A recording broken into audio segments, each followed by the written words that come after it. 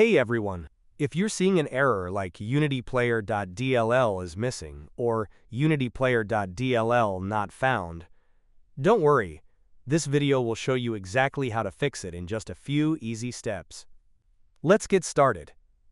Click the Start menu, type CMD, then right-click on Command Prompt and select Run as Administrator.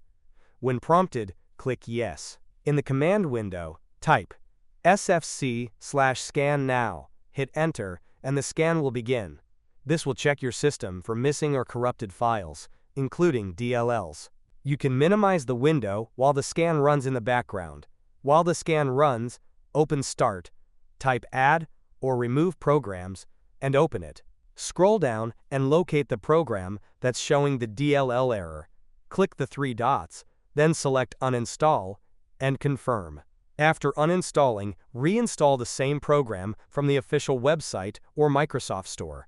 Reinstalling ensures the missing unityplayer.dll gets properly added back. Once the SFC scan reaches 100%, go back to the command prompt window. Now type the following command: dism/online/cleanup-image/restore health. Press Enter, and let this final scan complete. Once the DISM process finishes, restart your computer. After rebooting, try launching the program again.